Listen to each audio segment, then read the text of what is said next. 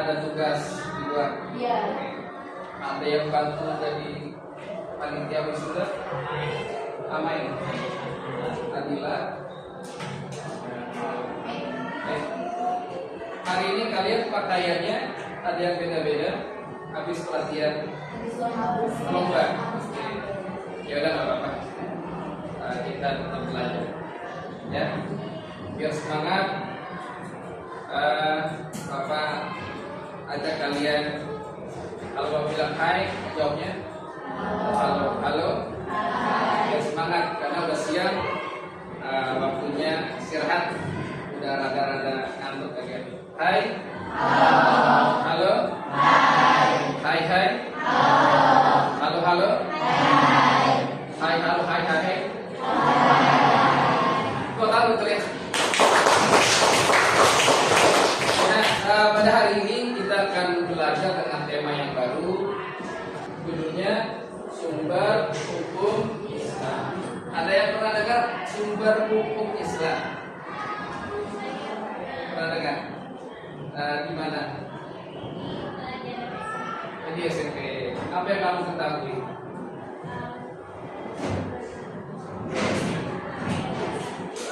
Oke, dasar hukum Islam. Pembelajarannya pada pembahasan kali ini. Silakan masuk. Silakan. Terus tugas ya. Pembahasan ini yang harus kalian pahami pertama adalah pengertian. Yang kedua adalah macamnya. Pertama apa tadi? Yang kedua macam. Itu tujuan pembelajarannya. Sumber hukum Islam adalah pedoman atau rujukan yang menjadi landasan untuk menetapkan suatu aturan atau dalam menetapkan hukum di dalam Islam. Jadi aturan atau hukum dalam Islam itu ada sumbernya yang mengatur. Ada yang tahu? Ada berapa kira-kira? Ada berapa? 4. Ada yang bisa sebutkan? Boleh berdiri. Kalian apa saja? Hadis, iman, yes. Oke. Tarik. Ada berapa? 4. Kemudian ijma posisi berapa?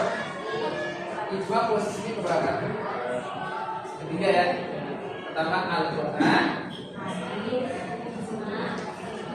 Oke. Tepuk tangan buat teman kalian.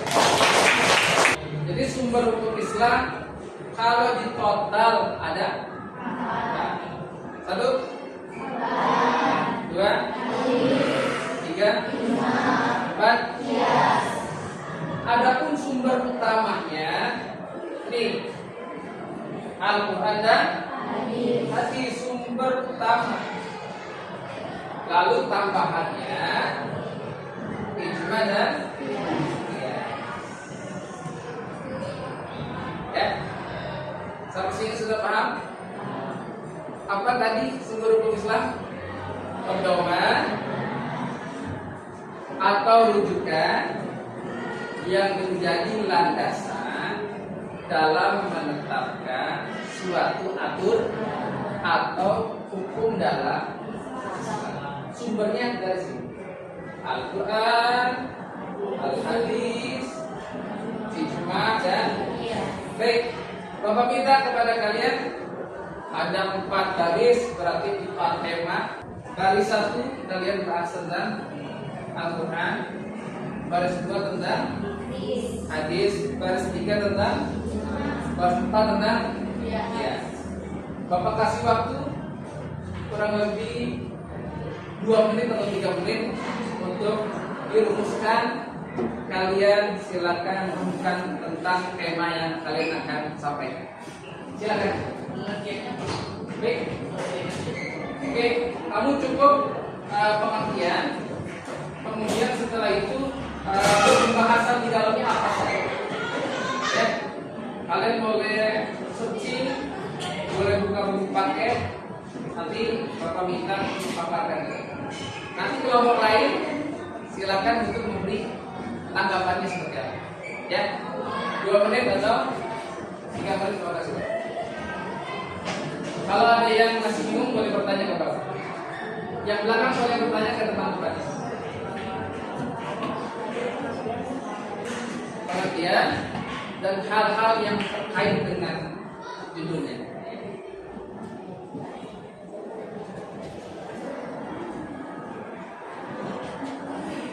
Sudah dipahami tadi tentang apa kelompoknya? Yes. Okay.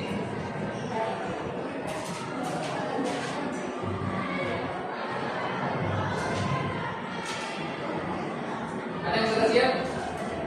Oke, silakan kelompok 3 tentang ijma, boleh ke depan. Ditampingi oleh 2 orang, silakan.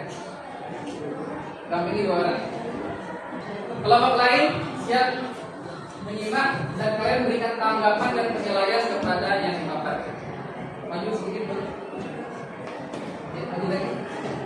Nah, silakan. Salam, sampaikan apa yang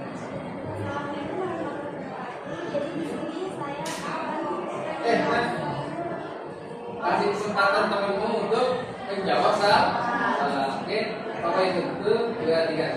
Assalamualaikum warahmatullahi wabarakatuh. Waalaikumsalam warahmatullahi wabarakatuh. Sudah dipahami pengertian ijma, kesepakatan para ulama untuk menentukan suatu hukum yang tidak dijelaskan di dalam Al-Quran atau hadis. Jadi di Al-Quran, di hadis tidak ada. Nah, ijma itu muncul yang disepakati oleh para mujtahid. Mujtahid itu orang-orang yang berpikir untuk menentukan suatu hukum yang silakan, ada yang ingin ditanyakan? Menurut kelompok kalian yang lain sudah betul atau belum? Ya.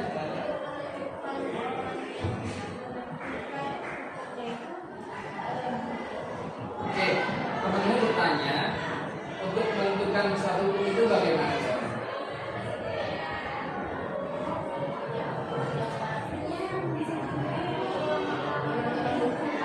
Oke, yang menentukan hukum baru itu adalah ulama-ulama pilihan. Cendekiawan dalam Islam yang memang memiliki kekhususan ilmu yang lengkap. Dia bisa bahasa Arab, harus bisa apa lagi? Ilmu tafsir, apa lagi? Nahwu, ilmu soroh, ilmu mantik, sirah, sejarah, dan lain-lain. Jadi kalau ilmunya cuma satu, ya bisa.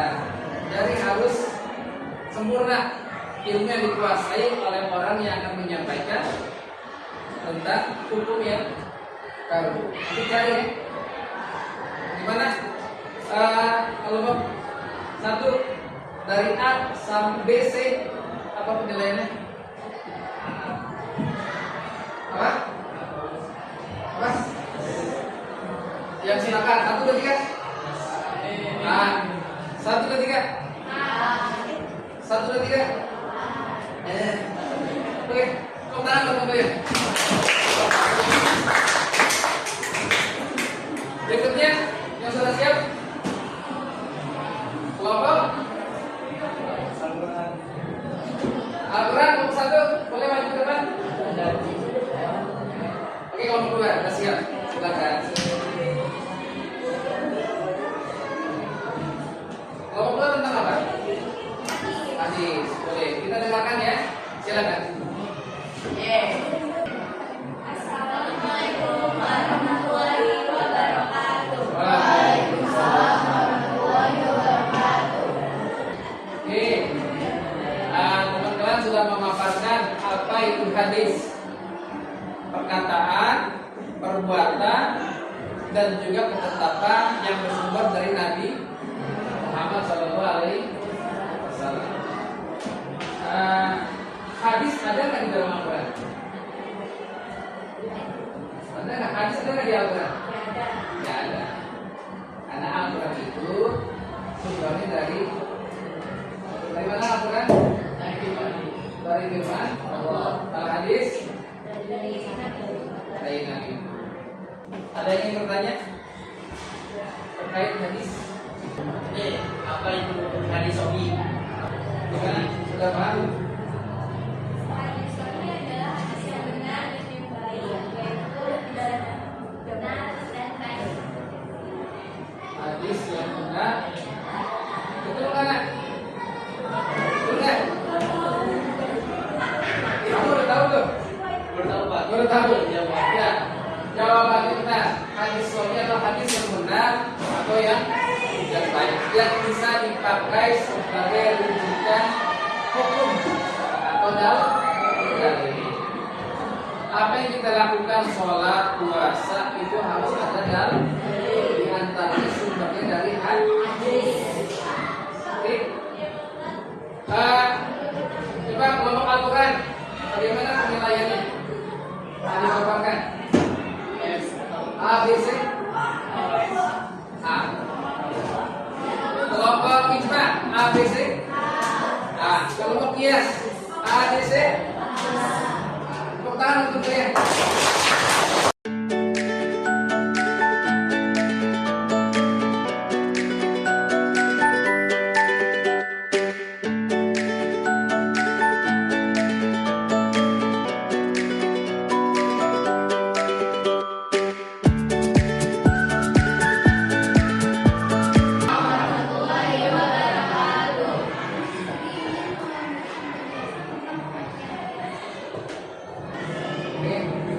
Kedengeran nggak suaranya? Lagi. Dibantu bareng-bareng. 1, 2, 3.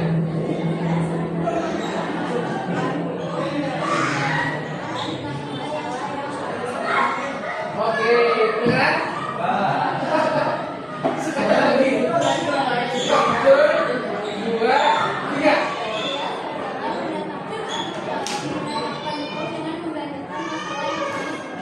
Oke, paham ya? Ya.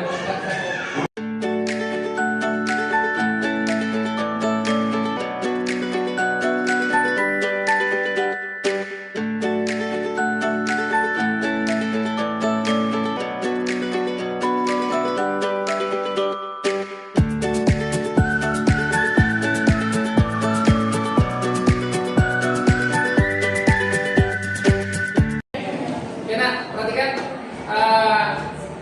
kesimpulannya. Kau minta satu orang menyimpulkan yang kamu analisa terkait dengan tadi. Disimpulkan terkait pengertian, pembagian. Ya, silakan. Boleh berdiri. Silakan. Menurut saya, sumber hukum itu ada 4. Nah, keduanya ini adalah hukum yang resmi di Al-Quran dan hadis. Namun, karena berkembangnya zaman dan ada hal lain sebagainya, jadi ditambahkanlah ijma dan qiyas. Oke, setuju kan? Semula hukum utamanya adalah 2, Al-Quran dan hadis. Berkembang yang sama, maka bertambah hukumnya menjadi 2, ijma dan qiyas. Sementara masuk kepada poin tangan buat tangan. Teman berikutnya, Bapak minta kalian lengkapi turunan daripada Al-Quran, turunan daripada hadis, turunan daripada ijma, turunan daripada qiyas. Nanti cari dirangkum ya buat penugasan diskusi secara lengkap. Tadi kan baru apa tadi? Banggar dan pembagian. Nanti pertemuan selanjutnya kalian lengkapi. Ada pertanyaan sebelum kita tutup? Cukup? Oke, kita tutup dengan kalimat hamdalah. Alhamdulillahirabbil alamin. Oke, sampai jumpa pertemuan akan datang. Tugas tadi Bapak jangan lupa dikerjakan. Nanti Bapak cek, diskusi akan berlanjut pada pertemuan berikutnya. Assalamualaikum warahmatullahi wabarakatuh. Waalaikumsalam.